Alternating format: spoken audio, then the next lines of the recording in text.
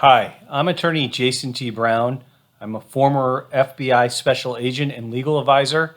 I was stationed at Quantico Marine Corps headquarters for a part of my career. And I want to talk to you about some very exciting legislation that just passed, the Camp Lejeune Justice Act, on behalf of soldiers and veterans and Marines that were stationed from 1953 to 1987 on Camp Lejeune's base.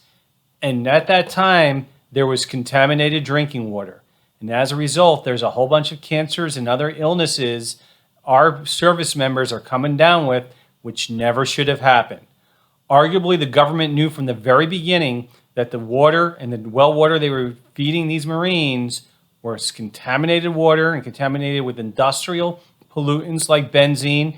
We all know about what benzene can do, causing MDS and other sorts of cancers. But disproportionate amount of people who are stationed at that base have now been diagnosed with cancers, and unfortunately, a lot of them probably have passed along the way. It's almost impossible to sue the U.S. government in this type of capacity, but a piece of legislation had been introduced, had been fought for over 15 years. Ed Bell, a wonderful, terrific trial attorney, helped really author and get this piece of litigation passed. And now that it is law, there's a 2-year window for veterans and individuals who are stationed or located there to file their claim to obtain modicum of justice. My firm, Brown LLC, is actively litigating these types of cases.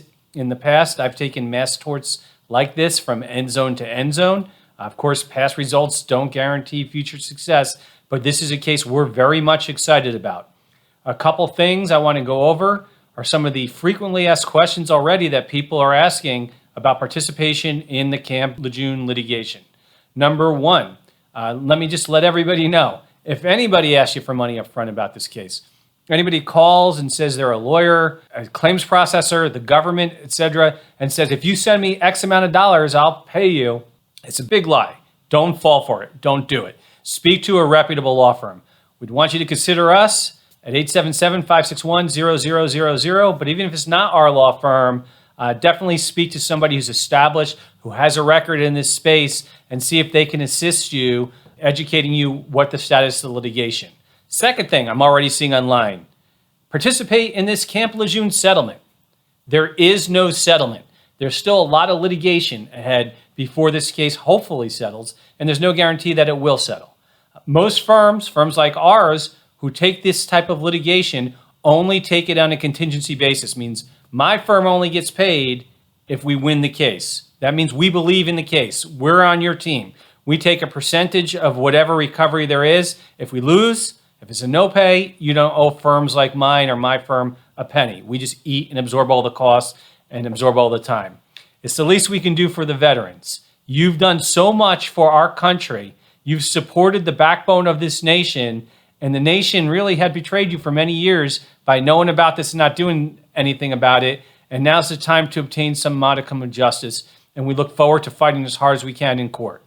It's an interesting claims process set through the statute and the legislation. You can't file in court right away. It has to be filed in the federal court of North Carolina. Before that, there's a predicate that needs to be done. You need to fill out a form with the JAG Corps. There's something available on their website. I would fill out the form with the use of an attorney. Somebody who represents himself has a fool for a client. That's a long-standing saying. You may inadvertently, if you fill out the wrong form the wrong way, compromise your case from the very beginning. And also, after the 6-month period after the JAG reviews it, DOD will review it, possibly DOJ, Department of Defense, Department of Justice. Then you can file it in federal court in North Carolina and North Carolina only. And it's anticipated there's up to 1 million claimants out there. There's only a 2-year window from when the president signed the bill to file this in court. So you really want to start moving right away and get this claim into court as soon as possible or promptly. That way your rights are preserved. Other question, what if I don't know how long I was stationed there? I mean, by definition, you need to be stationed there or been there for over 30 days from 1953 to 1987. And there's like a little tighter window than that based upon the months. Well, if you think you were there and you have a good faith basis to believe, all the more reason to start working on this case earlier, because we could try to gather your military records for you, assist in that, find out where you were stationed, whether you did a TDY or did some other sort of training or something over there, because it's critical, because you shouldn't have been exposed to that type of contaminated water. Does it take a lot of time? Yes, mass torts do take time. And that's why the lawyer's office is like ours. We're the ones who shoulder the time. At the inception of the representation, when we work with clients, and we've had the pleasure of working with thousands of people over the years, we get to know you, we get to know your information, and we send away for everything. And there's, just like the military, right? Hurry up and wait. That's what litigation's about. Hurry up and wait. Most of the time, for litigations along these lines, you have to fill out the initial claim form. We'll have to speak to you and make sure you certify everything is truthful and accurate before we submit it with the federal government. Even the initial claims form is under penalty of perjury, not really 18 U.S.C. 1001, but an analog to 101 in which if you lie, you could be prosecuted.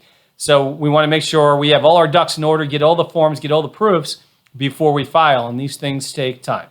This is not a class action. People informally and colloquially refer to this as a class action. A mass tort, when multiple people are injured by the same thing. Here we're arguing multiple people were injured by exposure to contaminated water at Camp Lejeune. It is very clumsy to litigate it as a class action. A class action is one day in court, everybody's case rises and falls based upon that one day. Now there's certain elements of this mass tort in which resemble a class action, because there's theories of general liability. General liability, everybody was exposed to this contaminant, everybody was exposed to this bad water. And under that general theory of liability, if the judge, the gatekeeper, rules in a case or two that, no, I don't think there was any general liability, I don't think that'll happen, by the way. I think the proofs are strong, the knowledge is strong, the scienter is strong, and this is a terrific way to obtain justice. But anything can happen, and if that happens, then possibly all the future cases could be knocked out. But again, that would cost you nothing if something along those lines happens. But a mass tort, each person's entitled to their individual day in court because each person has individual particularized damages. And what do I mean by that? Somebody who's 80 years old, who's recently, unfortunately, diagnosed with cancer and has a family history of, let's say, prostate cancer and comes down with prostate cancer may have different individual proofs than somebody who's, let's say, 53 years old and is diagnosed with a rare illness that's only linked to benzene, like the MDS or something along those lines. Since the proofs are individualized and particularized and the damages are individualized and particularized, the individual causation issues often get tried. They often get tried in court, and I'll get back to that in a second, so I don't want to scare you about the fact that there'll be some trials, but and there's something called the bellwether process. The bellwether process is that there's probably going to be hundreds of thousands, if not 1 million plus claimants in this type of litigation. You've probably seen commercials and news about this everywhere. But what happens is certain representative plaintiffs go first. The plaintiff side picks maybe 10 to 12 to work up to get ready for the jury. Defense side, the government may pick 10 to 12 to work up, and then they're tried in front of a jury, provided that the judge lets us get to a jury, which I think pretty much that hopefully, I don't want to presume the wisdom of any judge, but I like to think with what I know about the case, we are going to get to a jury. And in these bellwether cases, we hear what ordinary citizens who are presiding, who are the ones adjudicating the facts, decide whether or not there was liability and decide what amount to assign the damages for in that individual particularized case. Generally in the mass tort world, after you try a dozen or so of those, or maybe less, maybe more, one side gets the message. If we try 20 cases and we lose them all, I don't think that's going to happen at all. You never know what's going to happen, but then maybe we get the message that unfortunately the jury doesn't believe that the water caused people's injury. I believe it. You know it. You've lived it, unfortunately. So, it's very sympathetic for veterans to go in here and have an opportunity finally to tell their story to a jury, and I think they're going to come back and be very appalled by the conduct of the government here. But let's say the opposite side. Let's say, like in other mass torts, the plaintiff's bar tries some of these cases to come up with these huge $100 million judgments against the defendant. Most likely in those cases, you always read about that in the news. Holy cow, $100 million verdict. It's called a ring the bell type of verdict.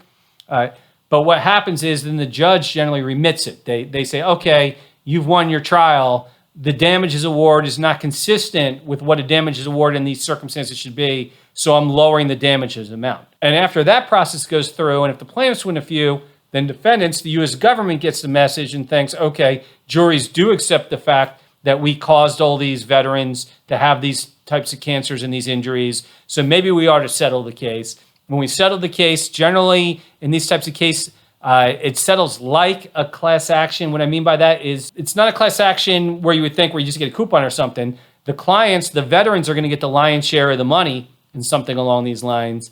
But there's going to be generally a matrix that's put together saying, okay, if you're this age and you had this cancer and this length of exposure, here's how much would be paid as part of any settlement fund.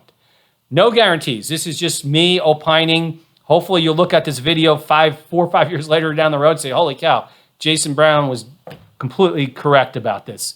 And I'm happy to have worked with them.